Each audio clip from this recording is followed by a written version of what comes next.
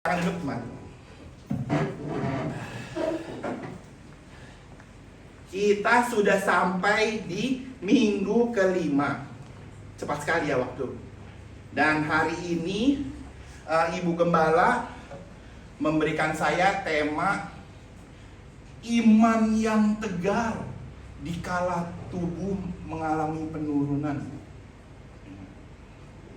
Juven, videonya Juven. Jadi ini transformasi dari muda ke tua.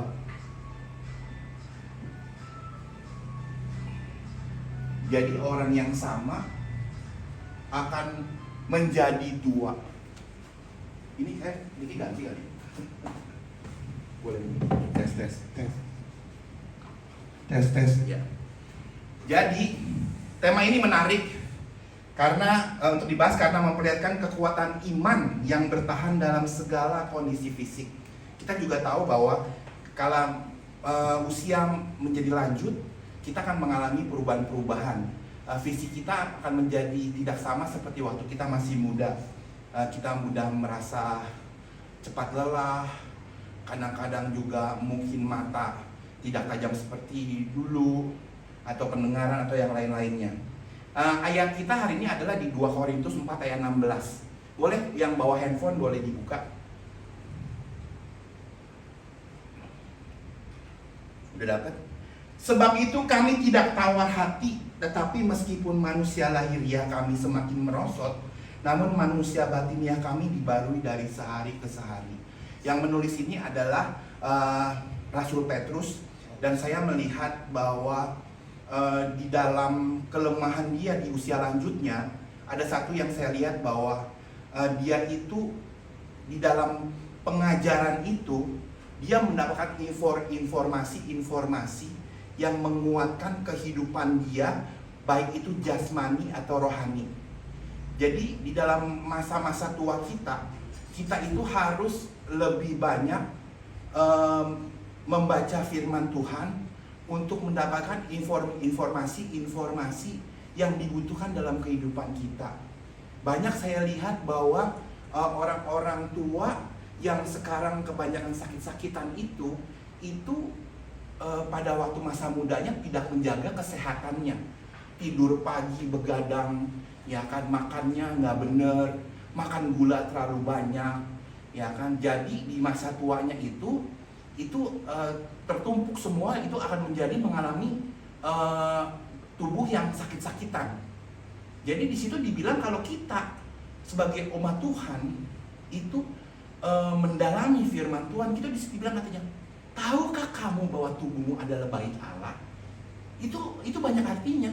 Jadi artinya kita sebagai orang Kristen, kita harus menjaga tubuh kita ini. Nah sekarang ini di sini, kalau di sini kebanyakan itu orang-orang yang sudah lanjut ya, nggak apa-apa juga sih, ya kan. Tapi kita ada informasi-informasi lain yang akan diberikan kepada kita untuk dalam kehidupan kita di masa tua ini. Jadi bagi kita yang dalam usia lanjut ini, yang waktunya lebih banyak, waktunya ada waktu lebih banyak, kalau tidak kita manfaatkan untuk mendalami pengajaran kita, ya kita akan repot. Seperti di Amsal dibilang katanya, taruhlah sendok kepada lehermu. Jadi kalau masih tua, masih makannya gila-gilaan. Tinggal tunggu ya kapan diabetes, kapan kolesterol, ya kan. Jadi di dalam firman itu banyak petunjuk-petunjuk yang dapat kita terapkan dalam kehidupan kita sehari-hari, ya kan. Rasul Petrus itu sebelum dia menjadi rasul, dia itu bertekun dalam pengajaran di bawah ajaran Rabi Gamaliel. Dia itu secara hukum Taurat itu udah cukup. Dan dia percaya akan hukum-hukum itu. Tapi setelah dia bertemu Tuhan, dia tahu bahwa ajaran yang dia belajar ini kurang lengkap tanpa Tuhan. Dan setelah dia bertemu dengan Tuhan, dia itu udah istilahnya no way back. Dia cuma lihat ke depan, bersama dengan Tuhan. Apapun terjadi, saya bersama dengan Tuhan. Jadi kita melihat Rasul Paulus ini secara drastis dari orang yang menganiaya orang Kristen itu menjadi orang yang amat sangat radikal dalam pengajaran. Jadi kita sebagai orang-orang yang sudah berumur lanjut, kita harus tahu bahwa dalam pengajaran itu kepada siapa kita menaruh iman kita. Ya kan? Oh, semua di sini pasti tahu, oh kita Tuhan Yesus. Tapi Tuhan Yesus yang kayak gimana? Ya kan? Kita di sini tahu Yesus atau kenal? Tahu sama kenal itu beda. Kita tahu Jokowi, tapi kita nggak kenal Jokowi, gitu kan? Ya kan? Ya kan? Saya tahu Bro Hosea, ya kan? Tapi saya kan nggak kenal, ya kan? Bener nggak? Jadi kita ini bagaimana kita bisa menaruh iman kita kalau kita nggak kenal siapa yang kita percaya? Nggak mungkin lah, ya kan? Jadi kita harus mengenal, sama seperti Rasul Petrus itu setelah dia mengalami perjumpaan dengan Tuhan, dia itu udah langsung percaya karena dia menyaksikan bahwa inilah yang benar. Jadi elemen yang hilang dari pengajaran yang diajarkan oleh Nabi Gamaliel itu menjadi lengkap. Lain dengan orang Israel, ketika dia melihat Allahnya muncul di Gunung Sinai dengan segala kebesarannya, tapi setelah itu membuat lembu emas. Tolong ya. Itulah yang sering dilakukan oleh orang Kristen saat ini. Kita ngakunya kita bertemu dengan Tuhan, hari Minggu bertemu dengan Tuhan, Seninnya buat lembu emas, bohong, berbuat kasar, mulut kita ngomong yang nggak bener, ya kan? Semua yang kita lakukan bertentangan dengan yang diajarkan di firman Tuhan. Jadi ajaran itu harus tahu siapa yang mengajar kita. Setelah kita percaya, kita harus melakukan juga. Ya. Yang kedua, kita kadang-kadang melihat ya bahwa di dalam usia-usia tua itu, saya lihat kayak susuk saya ini ya, Pak Budi ya. Pak Budi ini kan orangnya itu kalau pekerjaan itu menggunakan fisik, mata gitu kan, segala macam. Dia itu sejak umur sekarang itu, dia itu suka bilang, aduh nih, saya udah tua, ya kan. Menyambut saya punya firman yang kemarin, saya bilang kuasa dalam perkataan. Iya, kita juga tahu kita udah tua, tapi nggak usah bilang kita lemah. Aduh, gua udah tua nih, gua udah ini. Itu kita malah memperlemah diri kita, ya kan? Diketemukan bahwa orang-orang yang tidak istilahnya bersungut-sungut, ya mereka itu mensyukuri apa yang didapat walaupun udah tua. Mereka nggak ngomong gua udah tua, gua udah lemah nih apa segala. Itu ternyata mereka itu bisa melakukan hal-hal yang masih sama seperti orang muda, walaupun mungkin persentasenya tidak sama ya. Jadi di dalam umur kita yang tua ini, berhentilah bersungut-sungut. Bilang, aduh ini sakit inilah. Ya kan, Tuhan kenapa sih nggak sayang gua kok sakit melulu sih. Besok sakit A, besok sakit B, sakit C, sakit D, ya kan? Ya kan? Jadi kita mesti tahu bahwa faktanya emang tubuh kita ini akan mengalami penurunan. Tetapi kalau kita tidak bersungut-sungut dan membuat hati yang gembira, kalau kita tahu ya di dalam ayat firman ada hati yang gembira adalah obat. Kita walaupun dalam keadaan yang bagaimanapun ya, dalam keadaan sakit, dalam keadaan apa, itu kita tetap merasa kuat. Jadi yang pertama, kita pengajaran, ya kan? Kenapa sih kita mesti mengetahui siapa yang inian? Ya kan? Kalau misalnya nih ya, si A lah mau pinjem duit lah ke si B, ya kan? Pastilah si A kan baik-baikin kan? Gimana kabarnya gitu ya kan? Nah sama lah, kita mencari hatinya Tuhan lah.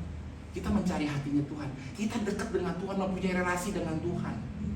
Jangan hari-hari itu dilewatkan dengan tidak membaca firman, tidak berdoa. Orang-orang sekarang itu, orang-orang tua itu banyak bisa mendoakan cucu, cicit, buyut, apalagi namanya saya lupa. Itu semuanya itu bisa didoakan dan itu kita bisa. Dan yang kedua itu kita membuat diri kita berguna. Kita kan udah deket ke sono. Kita dekat sama Tuhan lah. Kita melayani Tuhan. Melayani Tuhan itu nggak harus di gereja. Nggak harus di gereja melayani Tuhan. Kita mengasihi orang yang di sekitar kita juga itu melayani Tuhan. Jadi Petrus lagi salah saya. Paulus ini saya pikir di antara tokoh-tokoh Alkitab nggak ada orang yang mengalami penderitaan sebanyak Paulus. Jadi kalau misalnya kita di dalam kehidupan kekristenan kita itu kita masih bilang, aduh, hidup itu berat, hidup itu susah, hidup itu kok begini sih, gitu loh. Dibaca itu si ceritanya si Paulus itu kayak gimana ceritanya, ya kan? Apa kita udah ngalami 1/4 dari penderitaan Paulus? Dan kebanyakan, dan saya jujur aja, minggu ini kita mau kasih firman ya kan, saya kayak bergumul banget ya ini. Minggu ini saya malah dites iman saya gimana sih ya Tuhan. Jadi gimana saya mau kasih tahu jemaat soal iman, kok saya juga aduh Tuhan, gua meradang gitu. Tuhan tolong. Makanya itu kadang-kadang yang menurut saya ya pribadi, bahwa hamba Tuhan itu yang paling berat adalah bukan ngomongnya, bukan isi khotbahnya, tapi menghidupi apa yang dia ngomongin. Jadi selama seminggu ini saya kita ngomongin iman kok kayak begini banget sih Tuhan, tolong. Ya kan? Tapi ya saya tadi yang saya bilang, saya mencari Tuhan, bukan mencari orang. Ingat ya, mencari Tuhan bukan mencari orang. Kita kadang-kadang kalau misalnya anak-anak muda ya kan, kalau misalnya baperan masuk ke telepon besties and bro. Ya, aduh gua nih lagi ini udah dia ngoceh di 2 jam 3 jam, temannya udah lama banget sih teman gua cerita. Ya kan, kita mencari orang, bukan mencari Tuhan. Kalau misalnya lagi dalam masa keuangan, oh di sini yang ini nih bisa tolongin gua nih. Jadi saya ini juga mengalami, walaupun fisik saya belum menurun, tapi saya minggu ini ampun benar-benar. Itu bagaimana iman yang tegar di dalam masalah yang berat, ya. Itu kita harus benar-benar pegang Tuhan gitu loh. Nah seperti Paulus itu sekali dia minta, Tuhan saya ada duri di dalam badan saya nih Tuhan. Saya ini kan rasul nih. Saya tulis buku banyak nih buat kamu nih. Kalau misalnya sekarang nih udah buat bestseller nih, ya kan? New York Best Time Seller nih, ya kan? Tuhan dicabut deh satu, saya minta ini ya. Tapi Tuhan bilang katanya, karuniaku cukup bagimu. Jadi ini yang the next level dari orang Kristen. Tuhan memberkati, puji Tuhan. Tuhan tidak memberkati apa? Puji Tuhan. Saya belajar dari orang-orang sekitar saya, dari mami saya, ya. Mami saya walaupun kehidupannya banyak mengalami masalah, tidak sekalipun dia bersungut-sungut. Saya belajar. Saya juga lihat ii saya ya. Walaupun kehidupannya kayak gimana, ii saya, susuk saya tidak pernah bersungut-sungut. Dan saya bergaul dengan ibu gembala Suli, ya kan? Saya bergaul dengan ibu Suli. Udah lumayan lama ya kita bergaul ya. Saya melihat keadaan dia dalam melayani, dalam keadaan apapun juga tidak pernah bersungut-sungut dan selalu percaya Tuhan menyertai. Jadi saya yang istilahnya masih belum lulus kan. Itu saya dikasih lihat orang-orang yang dalam keadaan yang tidak bagus pun kita mengucap syukur, ya kan? Jadi kalau misalnya dalam kehidupan sekarang kita yang udah lanjut, kita mengalami fisik yang menurun, ya nggak apa-apa juga. Soalnya bentar lagi kita akan ke rumah Bapak, rumah yang lebih bagus. Kalau saya istilahnya ini bercanda ya. Oh kita nggak harus bayar internet, telepon, air, ya kan? Bayar macem-macem itu nggak ada bill ya kan segala macam. Jadi kita nggak harus bayar, nggak ada sakit-sakit, nggak ada ini pokoknya. Di sini bukan rumah kita. Ini cuma transit. Dan sakit itu adalah kendaraan untuk membawa kita ke rumah Bapak. Jadi jangan takut sakit. Jangan takut. Sakit itu adalah kendaraan untuk membawa kita dari titik A yaitu earth itu menuju ke surga. Jadi apa yang dibilang oleh ini di dalam firman? Hidup adalah gimana Sandra? Mati adalah? Jangan takut. Kematian itu adalah proses di mana kita itu berangkat ke surga. Jadi selama kita masih istilahnya masih baru apa sih kalau pesawat masih baru check in ya gitu ya. Ya. Cobalah melayani Tuhan dalam segala, lebih mencintai Tuhan. Ya kan? Kita jadi orang Kristen itu, kemarin saya bilang sama anak-anak youth di gereja lain bilang, sekarang ini orang-orang di sekitar kita itu melihat orang Kristen itu gayanya kayak gimana sih? Ya kan? Bila orang Kristen bawa motornya kalau disalib dia mau tabrakin motornya. lebih sadis dari orang dunia. Ya kan? Orang Kristen berantem di tengah jalan. Orang Kristen pakai jam. Oh, sorry, itu salah. Itu job. Kita diberkati, kita harta kita untuk memuliakan Tuhan. Kita diberi kesehatan, kita pakai untuk memuliakan Tuhan. Dipakai waktu-waktu itu jangan untuk cuma main Facebook, cek Instagram, cek WA, apalagi main TikTok. Aduh, nggak pantas kali orang tua main TikTok. Tolong banget. Ya kan? Jadi artinya kita meneladani Rasul Paulus dalam kehidupan sengsara, bertekun melayani Tuhan, tidak bersungut-sungut, tetap melihat, oh Tuhan, saya cuma Tuhan saja, Tuhan cukup bagiku. Bisa nggak kita ngomong gitu? Oh iya, kita masih bayar listrik. Tuhan cukup bagiku. Ya kan? Kita kalau diberi kelebihan, puji Tuhan, kita bisa makan enak ya bro ya. Makan di mana? Makan di hotel, makan di kafe. Nggak punya duit, masak telur dadar makan juga. Punya duit pakai baju Gucci apa segala macam deh, yang merek-merek apa deh tuh, merek-merek. Bagus, yang cewek-cewek mau beli tas LV, kalau punya duit, kalau punya berkat juga boleh, nggak ada salahnya. Tapi kalau misalnya kita lagi nggak punya duit, ya kita juga nggak merasa tertekan harus punya tenteng-tenteng LV walaupun aja. Kalau punya Mercy tapi nggak bisa beli bensin gimana sih? Capek, ya kan, malu. Punya LV pasti lihat isinya nggak ada LV, ya tolong, malu, ya kan. Jadi artinya di sini yang muda-muda punya keinginan boleh. Tuhan tahu apa yang diinginkan oleh hati kalian. Dia bisa memberikan lebih dari keinginan dan dari yang kalian inginkan. Tapi itu sama kayak seperti Tuhan mau dalam kehidupan kalian? Belum tentu. Begitu juga dengan kita. Kita yang bergumul dengan kesakitan, bergumul dengan anggota keluarga, bergumul dengan masalah ekonomi, bergumul dengan segala macam hal-hal di dunia ini, ya kan? Kita harus belajar. Mata kita tujukan saja kepada Kristus. Saya lupa tuh minta bantuan. Soalnya Habakuk. Apa? Walaupun bukan. Walaupun apa? Walaupun bunga tidak berbuah. Jadi sekalipun yang kita minta Tuhan nggak kasih, sekalipun Tuhan minta memberkati, Tuhan nggak kasih juga.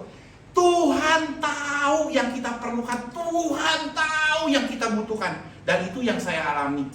Itu saya alami pribadi, ya kan? Saya ini baru mengalami yang kayak begitu itu sejak saya jualan bakmi. Saya sejak jualan bakmi itu saya benar-benar Tuhan Allah. Nggak mau lepas.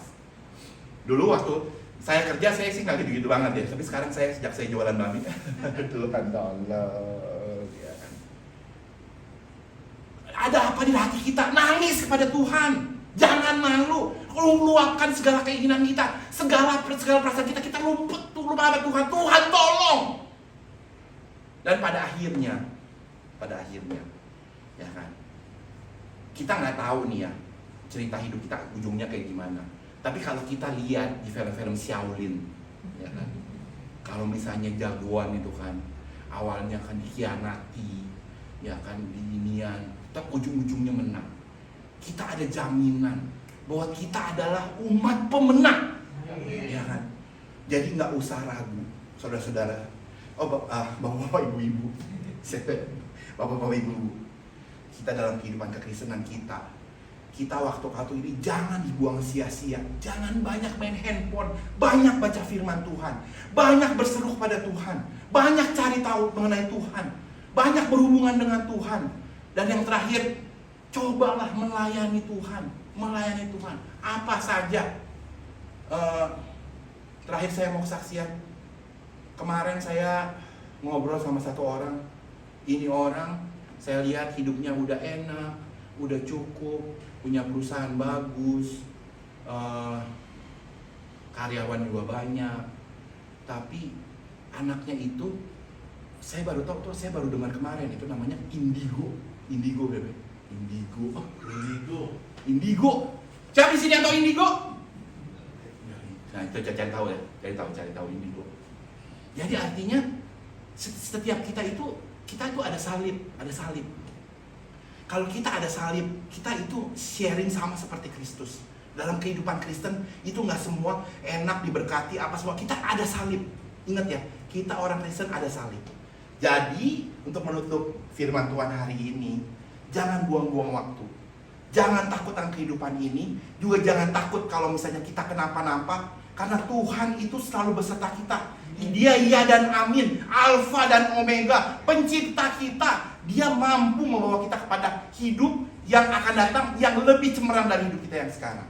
Dalam nama Tuhan Yesus kami berdoa. Tuhan, kami berterima kasih Tuhan, kalau kami hari ini diingatkan Tuhan, bahwa kami menaruh iman kepadamu Tuhan yang benar, Tuhan Alfa dan Omega Tuhan, Tuhan yang sungguh, Tuhan yang menciptakan kami, Tuhan yang tahu segala pergumulan kami, Tuhan yang tahu segala kehidupan kami, Tuhan yang tahu segala isi hati kami. Kami Tuhan, hamba-Mu selesai berbicara Tuhan, hamba tidak tahu apa yang dihadapi oleh setiap dari kami yang hadir di hari ini Tuhan.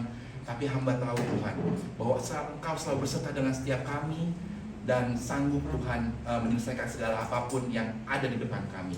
Dalam nama Tuhan Yesus kami berdoa dan bersyukur. Amin.